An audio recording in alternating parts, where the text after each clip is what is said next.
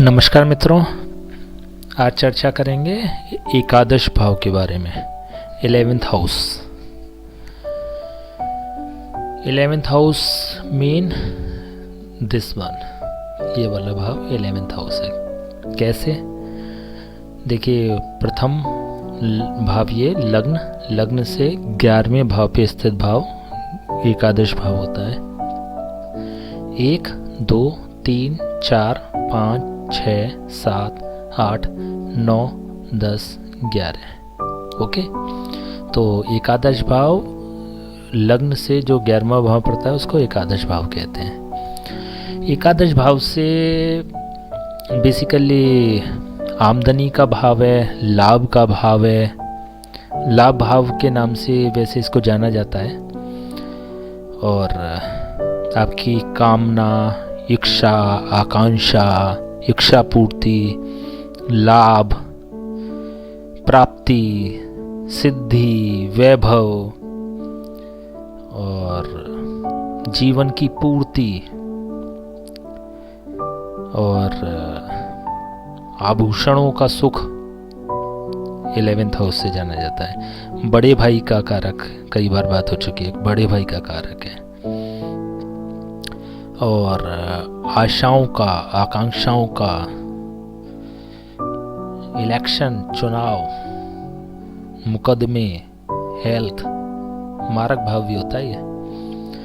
देखिए, स्वास्थ्य का, मारक तो नहीं कहेंगे लेकिन हाँ स्वास्थ्य का कारक भाव होता है। कैसे? देखिए, दो चीज़ें आएंगी। एक तो इलेक्शन की हमने बात की, चुनाव की बात करी। देखिए, 5th हाउस की हमने चर्चा करी थी। इस 5th हाउस को हमने बताया था कि ये जो होता है ये पद प्राप्ति का, राजनीतिक पद, सामाजिक पद जो होते हैं वो पंचम भाव से देखा जाता है। और पंचम भाव के ठीक सामने 7th हाउस पे पड़ता है। तो पंचम भाव का जो प्रतिष्ठा है, जो पद है, उसकी प्रतिष्ठा क्या होगी वो 11th हाउस दिखाई देता है ना। 11th हाउस में दिखाई देता है वो। छठा भाव रोग, ऋण और शत्रु का कारक वाला एक सूत्र बताया था ना, क्या था? कारक वाला नहीं, भाव वाला। भावात भावम, भाव से भाव, छठे से छठा, पांचवें से पांचवा, चौथे से चौथा। भावात भावम ज़्यादा प्रबल होता है। भाव से भावात भावम ज़्यादा प्रबल होता है। तो 1, 2, 3, 4, 5, 6, छठे से छठा, रोग, ऋण, शत्रु का प्रबलता है ना। रोग के बारे में सूक्ष्म जानकारी, शत्रुओं के बारे में सूक्ष्म जानकारी और ऋण के बारे में मुख्य जानकारी इससे मिलती है। बेसिकली ऋण की अगर बात करें तो जो आप पैसा देते हैं उधारी में, मूलधन और ब्याज, ये दोनों 11th हाउस से ही आपको जानकारी मिलेगी। ठीक है ना। तो छठा भाव रोग, ऋण, शत्रु का, 11th हाउस रोग, ऋण, शत्रु की प्रबलता, इसको देखा जाता है। ठीक है। और चौथा भाव जनता का भाव, जब इलेक्शन होगा तो उसका भाग्य भाव है ये। चौथे भाव के सापेक्ष अगर हम देखेंगे तो चौथे से नवम पड़ रहा है। तो चौथे से नवम होने के कारण ये इसका भाग्य भाव हो गया। ठीक है। तो जो आपने कर्म किए इलेक्शन में या फिर चुनावों के समय पे, जनता के सापेक्ष, जनता का रिएक्शन, जनता के कर्मों का संचित 11th हाउस हो गया। जब आप 9th हाउस वाला एपिसोड देखेंगे ना तो बहुत क्लियर होगा आपको ये चीज़ जो अभी हम बात कर रहे हैं। तो अगर इसको बहुत डीपली आपको समझना है तो पहले 9th हाउस देखना पड़ेगा। जिन्होंने 9th हाउस वाला एपिसोड देख लिया उनके लिए थोड़ा सरल है ये, कि जनता के कर्मों का रिएक्शन जो है वो संचित रूप में आपके आउटपुट के रूप में काम आता है। तो इलेक्शन में आपको सफलता मिलेगी, ये 3rd हाउस ये 11th हाउस दिखा देगा। ओके। मुकदमे क्या होंगे? छठा भाव से छठा भाव 11th हाउस मुकदमे से संबंधित हो गया, है ना। और प्रोफेशन में जो आपका आउटपुट है उसका जो संचय है वो 11th हाउस होता है। तो सीधे ये लाभ नाम दिया गया इसको, लाभ का भाव है ये। ठीक है, तो ये सब कुछ है। अच्छा, कालपुरुष की अगर बात करें तो कालपुरुष की जो राशि वो होती है, कालपुरुष जो होता है उसकी ये कुंभ राशि है ना। कुंभ 11 किसका सिंबल है? कुंभ का। कुंभ राशि जो होती है वो होती है शनि की, इसका जो स्वामी है वो शनि है। तो शनि इसका स्वामी हो गया और कुंभ राशि का आधिपत्य होता है। ये भी काम आएंगे आगे, तो थोड़ा सा इसको ध्यान रखिएगा, हर एपिसोड में बताया जा रहा है ये काल पुरुष, है ना। तो ये कैसे यूटिलाइज होगा ये हम जब आगे चर्चा करेंगे तो उसमें आपको बताया जाएगा। ठीक है, लाभ का हो गया, आय का हो गया, डिपेंडेंसी का भी होता है ये भाव कि आपकी डिपेंडेंसी क्या है, आप कितने इंडिपेंडेंट हैं, आप कितने डिपेंडेंट हैं। जितना लाभ होगा, जिस स्तर पे आप होंगे उसी हिसाब से आपकी डिपेंडेंसी डिसाइड हो जाती है। आप डिपेंडेंट हैं या आप पर लोग डिपेंडेंट हैं। ओके, तो बेसिकली ये जो होता है ना, बड़े व्यवसाय का भी कारक होता है। बड़े कर्म क्षेत्र है ना, ये कर्म क्षेत्र, ये कर्म क्षेत्र तो नहीं कहेंगे, हाँ परिश्रम कहेंगे, या इसको कहते हैं पराक्रम। पराक्रम मतलब मेहनत का 9th हाउस है ये, मेहनत का आउटपुट 11th हाउस के रूप में आता है। तो बड़े स्तर के जो व्यापार होते हैं उसको भी इंडिकेट करता है ये, बड़े स्तर का, बड़े भाई का है। और क्या होगा,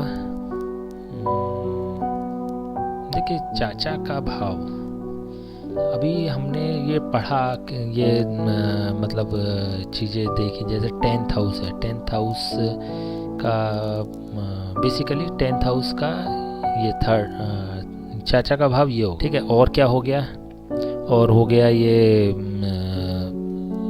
देखिए काउंसलिंग का भाव होता है, सलाहकार होते हैं। 11th हाउस अगर स्ट्रांग होता है तो वो व्यक्ति, वो लोग अच्छे सलाहकार होते हैं, क्योंकि वाणी का कारक 2nd हाउस हो गया। वाणी का सीधा संबंध 10th हाउस, वाणी का 10th हाउस है ये, है ना। तो वाणी का प्रदर्शन, जो सलाहकार होते हैं, जो स्पीकर होते हैं, जो कि धर्म आध्यात्म की बात करते हैं, जो प्रदर्शन जो होता है वाणी के द्वारा जो प्रदर्शन होता है वो 11th हाउस रिप्रेजेंट करता है। और माता के संबंध में अगर देखा जाए ना, माता की आयु को दिखाता है ये भाव, माता की आयु का कारक होता है ये, है ना। पिछले एपिसोड में भी बताई थी कि घुटने का कारक, अगर काल पुरुष की बात करें, रोग की बात करें तो घुटने का कारक है, बाएं वाले कान का कारक है। ठीक है, चित्रकला का कारक है, जो पेंटिंग होती है उसका सीधा संबंध होता है, क्योंकि हाथ है, हाथ से पेंटिंग होती है, 3rd हाउस, और 3rd हाउस का ये 9th हाउस। तो इसमें आपके जो डिवोशन होता है उसका आउटपुट जो होता है वो 11th हाउस के रूप में आता है। तो चित्रकारिता का सीधा संबंध 11th हाउस से हो जाता है। और इसी तरह से वाणी का भी सीधा संबंध, जैसे अगर कोई सिंगर है तो वाणी का सीधा संबंध 10th हाउस के रूप में होता है। तो वाणी का प्रदर्शन जो होता है वो 11th हाउस के द्वारा होता है। ठीक है, तो ये दो चीज़ें हो गई। और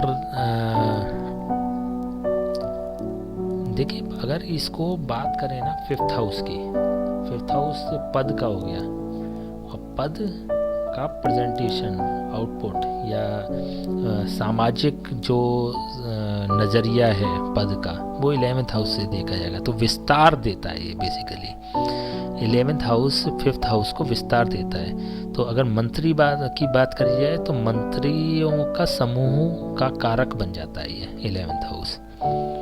तो समाज में या सामाजिक साझेदारी रिप्रेजेंट करता है। ठीक है, 7th हाउस के सापेक्ष 7th हाउस पत्नी का हो गया या पति का हो गया, ये पंचम भाव प्रेम का हो गया। तो आपके मैरिटल अफेयर्स जो होते हैं पति या पत्नी के, वो भी 11th हाउस से देखे जा सकते हैं। तो मैरिटल अफेयर्स में आप खुद भी आते हैं, अगर आपकी पत्नी है या आपके पति हैं तो और अगर कोई अन्य है तो वो भी आएंगे। डिपेंड करता है कि इसकी पोजीशन क्या है ना, कि मैरिटल अफेयर्स इनके रहेंगे कि नहीं रहेंगे। वो थोड़े से और योग होंगे, उसके आधार पर डिसाइड कीजिएगा। बहुत जल्दबाजी की आवश्यकता नहीं है कि आप तुरंत अभी से ही कुंडली उठाइए और देखिए और लड़ाई झगड़ा शुरू, है ना। तो इतना जल्दबाजी की आवश्यकता नहीं है। अभी वो योग बताएंगे, अभी तो केवल आपको इसके कंटेंट्स जानने हैं, ठीक है। और देखिए कर्म क्षेत्र हो गया, कर्म क्षेत्र का संचय। तो कर्म क्षेत्र में आपने जो बेसिकली पैदा किया है या फिर जो अर्निंग है आपकी, जो सेटिस्फैक्शन है, वो 11th हाउस दिखा देगा उसमें। और हो गया, देखिए अभी बात कर रहे थे जीवन साथी को लेके। तो जीवन साथी की जब हम बात करते हैं, वैवाहिक जीवन की बात करते हैं, तो वो तो वैसे हम बात करेंगे जब वैवाहिक जीवन की हम एपिसोड आएगा। लेकिन फिर भी एट ए ग्लांस आप ये जान लें कि 2nd हाउस, 7th हाउस और 11th हाउस, इन तीनों का बड़ा रोल रहता है। जब हम कुंडली देखते हैं ना 7th हाउस से रिलेटेड या विवाह से संबंधित, तो हम इन 3 भावों पे विशेष ध्यान देते हैं। 7th हाउस तो पति या पत्नी की स्थिति को दिखा देता है, जीवन साथी की। इसका अर्थ ये हो गया, तो इसकी आयु, है ना, क्योंकि दीर्घायु होना तो बड़ा आवश्यक है ना जीवन साथी का, तो इसलिए 2nd हाउस। और 7th हाउस, जीवन साथी दीर्घायु तो हो लेकिन उसके हमसे संबंध प्रगाढ़ हो, इसके लिए 11th हाउस। प्रेम करने वाला जीवन साथी जिसकी की दीर्घायु हो, वो एक परफेक्ट मैरिज कपल्स का डेफिनेशन होती है, ठीक है ना। तो ये क्योंकि चर्चा चली थी इसलिए तो हमने जिक्र किया इसका। वैसे तो जब इसकी विशेष रूप से बात करेंगे तब इसके बारे में खूब विस्तार से चर्चा करेंगे। अब इसमें देखिए, एक आपकी संतान को समाज किस दृष्टि से देखता है। उसकी बच्चे बड़े लायक हैं, उसके बच्चे तो नालायक हैं, अपने पिता का ध्यान नहीं रखते हैं, या सामाजिक स्तर से क्या है ना। ये जो होता है ये 11th हाउस दिखाता है कि आपकी संतान सामाजिक प्रतिष्ठा क्या होगी, सामाजिक उसकी डेफिनेशन क्या होगी, सामाजिक उसका रूप क्या होगा, सामाजिक पद क्या होगा, समाज में सम्मान कितना होगा, है ना। ये 11th हाउस दिखाइएगा, है ना। तो ये थोड़ा सा संतान के परिप्रेक्ष्य में भी देखा जा सकता है। देखिए नियम वही हैं, बेसिक सिद्धांत हैं, केवल बस वही हर बार बात हो रही है। अब 2-3 एपिसोड से बार बार हम बात कर रहे हैं कि थोड़ा सा अपने विचारों को, अपने सोच को, अपने ज्ञान को थोड़ा विस्तार देना पड़ेगा, है ना। तो जब आप थोड़ा सा इसको सोचेंगे ना, विचार करेंगे और जो पढ़ाया जा रहा है उस पर चिंतन करेंगे ना, तब आप अच्छे से पकड़ पाएंगे। तो ये मुझे लगता है कि अब जो बाद की चीज़ें हो जाती हैं ना, तो वो कुछ लोगों के लिए तो बड़ी सामान्य सी चीज़ें होने लग गई होंगी, है ना। कुछ लोगों के लिए अगर नहीं है तो आपको सतर्क होना चाहिए, क्योंकि आप पकड़ नहीं पा रहे हैं।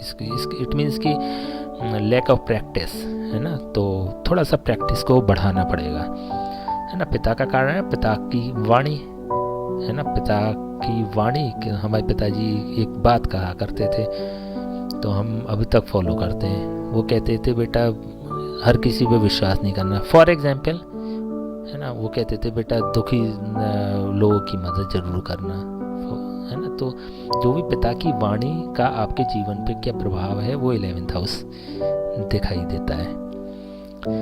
और हो गया, देखिए छठे से छठा तो आपने समझ ही लिया, रोग का रोग, ठीक है। तो प्रबलता इसमें, रोग को निरोग करने वाला भी 11th हाउस ही है, ठीक है। तो रोग की प्रगाढ़ता कितनी रहेगी, किस क्रॉनिक डिजीज़ होगी कि नहीं होगी, ये भी 11th हाउस ही दिखाई देगा। डिजीज़ तो ये हो गया, क्रॉनिक अगर होती है तो ये 11th हाउस रिप्रेजेंट करेगा।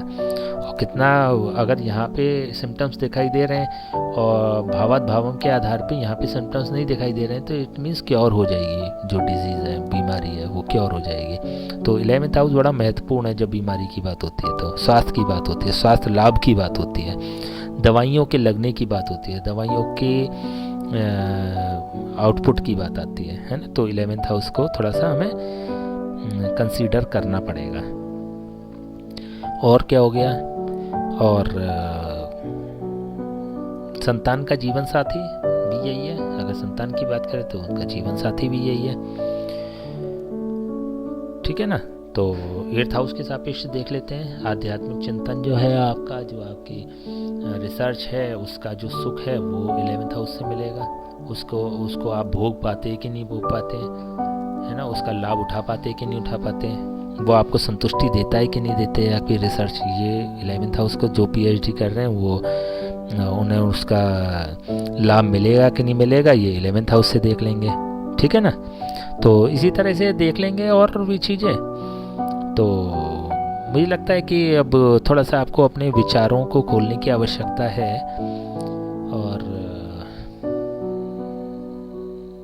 देखिए, एक बड़ी महत्वपूर्ण बात शायद चर्चा नहीं हो पाई, शायद क्या अभी तक तो नहीं हो पाई।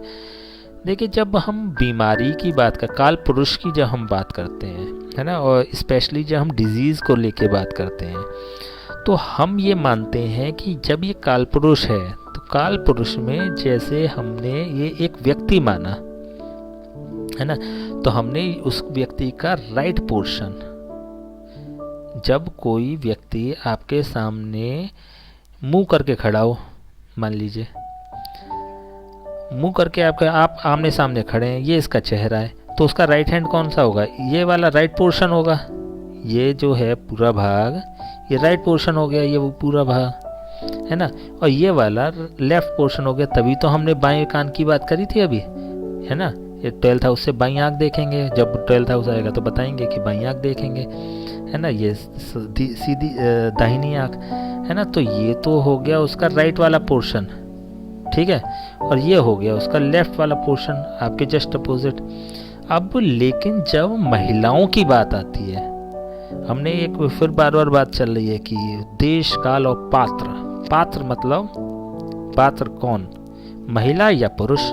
महिला की कुंडली में ये देखिए, पहले एपिसोड से हमने बताई थी, है ना, शायद किसी ने पकड़ पाए हों, आप लोग नहीं, आई डोंट नो, बट मैंने बताया था आपको, स्टार्टिंग में बताया था कि पात्र का ध्यान रखेंगे। पुरुष और महिला की कुंडली में प्रेडिक्शंस अलग अलग होते हैं, है ना, तो देखने का तरीका भी अलग होता है। अगर पुरुषों की बात करें तो ये राइट पोर्शन है, लेकिन महिलाओं की बात करें तो ये लेफ्ट पोर्शन होगा। महिलाओं की बात करें तो ये राइट पोर्शन होगा। इस चीज़ को थोड़ा सा राइट डाउन कर लें आप, क्योंकि जब महिलाओं की कुंडली आएगी तो इस पूरे के पूरे पोर्शन को आपको लेफ्ट मानना है, और पुरुषों की बात आएगी तो राइट मानना है। ये अंतर होगा महिला और पुरुष की कुंडली में, ठीक है। जैसे कि पुरुष की बात करें तो लेफ्ट वाला पोर्शन जो हो गया वो राइट पोजीशन पे आ गया, इसलिए महिलाओं के लिए लेफ्ट वाला पोर्शन लेफ्ट की तरफ रहेगा, सॉरी, है ना। तो महिला की बात करें तो अगर ये माता की बात करें ना, माता की कुंडली की, तो माता की कुंडली में ये वाला जो आइज हो गई ये लेफ्ट हो गई, और ये वाली राइट हो गई आपके हाथ के हिसाब से, है ना। और पिता की बात करें तो पिता की अगर जैसे अगर बात करते हैं तो पिता की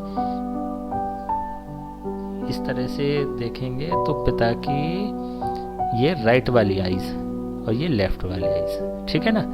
तो पुरुषों के लिए उल्टा रहेगा, आपके हाथ के विपरीत पुरुषों के लिए, और महिलाओं के लिए आपके हाथ के अनुकूल। ये थोड़ा सा ध्यान रखिएगा, आपकी हाथ पे ही पड़ेगी।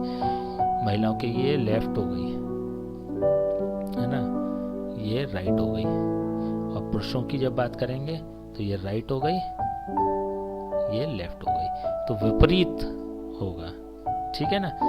तो इस बात का थोड़ा सा ध्यान रखिएगा, कंफ्यूज ना हो, थोड़ा प्रैक्टिस करेंगे तो समझ में आ जाएगी। अभी थोड़ा सा हो सकता है इनिशियल लेवल पे कुछ कंफ्यूजन क्रिएट हो रहा हो, कोई नहीं, ठीक है ना। तो ये सारी चीज़ें इससे देख लेंगे, और बाद बाकी जो रिश्ते हैं उसके आधार पे भी हम देख सकते हैं। मामा का रोग, माता की आयु, पिता का संचय, और बड़े भाई का तो ये है ही है। छोटे भाई के सापेक्ष अगर देखेंगे तो ये 7 8 9 भाग्य, फिर छोटे भाई का भाग्य, बड़ा भाई, ठीक है ना। ठीक है, आई थिंक कंप्लीट हो गया है ना। तो इसी तरह से देख लीजिएगा, महत्वपूर्ण बातें हमने शेयर करी हैं आपसे। अगली क्लास में हम बात करेंगे 12th हाउस की। ठीक है, नमस्कार।